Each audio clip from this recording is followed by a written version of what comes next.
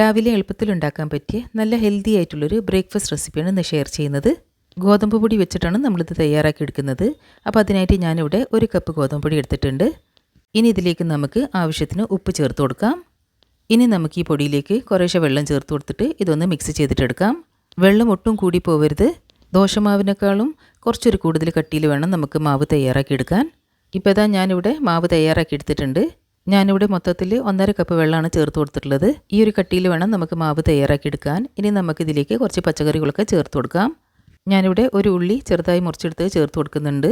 ഇനി നമുക്കിതിലേക്ക് ഒരു തക്കാളി ചെറുതായി കട്ട് ചെയ്ത് ചേർത്ത് കൊടുക്കാം. എരിവിനായിട്ട് കുറച്ച് പച്ചമുളക് ചേർത്ത് കൊടുക്കാം. പിന്നെ ഇതിലേക്ക് ഒരു ക്യാരറ്റ് ഗ്രേറ്റ് ചെയ്ത് ചേർത്ത് കൊടുക്കുന്നുണ്ട്. ഇനി നമുക്കിതിലേക്ക് കുറച്ച് മല്ലിയിലയും കൂടി ചേർത്ത് കൊടുക്കാം. നിങ്ങൾക്ക് വേണമെങ്കിൽ നിങ്ങൾക്ക് ഇഷ്ടമുള്ള പച്ചക്കറികൾ ഇനിയും ചേർത്ത് കൊടുക്കാം. ഇനി നമുക്കിതെല്ലാം നന്നായിട്ടൊന്ന് മിക്സ് ചെയ്തിട്ടെടുക്കാം. ചപ്പാത്തി കഴിക്കാൻ മടിയാണെങ്കിൽ നിങ്ങൾക്ക് ഇതുപോലെ ഒന്ന് തയ്യാറാക്കി നോക്കാം. അപ്പോൾ അതാ ഞാനിതിവിടെ മിക്സ് ചെയ്തെടുത്തിട്ടുണ്ട്. ഇനി നമുക്കിതിലേക്ക് ഒരു മുട്ട ചേർത്ത് കൊടുക്കാം.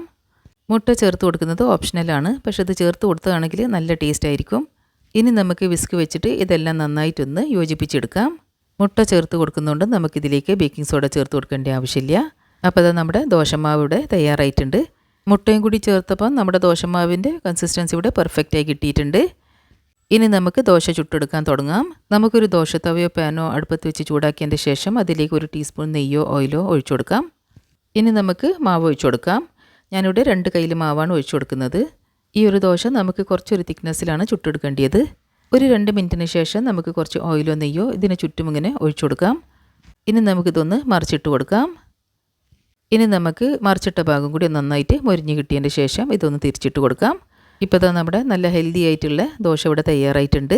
നമുക്കിനി ഇത് സെർവിങ് പ്ലേറ്റിലേക്ക് മാറ്റി കൊടുക്കാം. ഇനി ബാക്കിയുള്ള മാവുകൊണ്ട് നമുക്കിതുപോലെ തന്നെ ദോശ ചുട്ടെടുക്കാം. നമുക്കിത് മീഡിയം ടു ലോ ഫ്ലെയിമിൽ വെച്ചിട്ട് വേണം ചുട്ടെടുക്കാൻ. അധിക സമയം എടുക്കില്ല. നമുക്ക് വെറും 10 മിനിറ്റിൽ തന്നെ നമുക്ക് ഈ ഒരു ബ്രേക്ക്ഫാസ്റ്റ് തയ്യാറാക്കിയെടുക്കാൻ പറ്റും. ഈ ഒരു ദോശ നിങ്ങൾക്ക് ബ്രേക്ക്ഫാസ്റ്റിന് മാത്രമല്ല ഡിന്നറിനും തയ്യാറാക്കിയെടുക്കാൻ പറ്റും. പിന്നെ ചപ്പാത്തി കഴിക്കാൻ മടിയുള്ളവരാണെങ്കിൽ ഇത് നല്ലൊരു ഓപ്ഷനാണ്.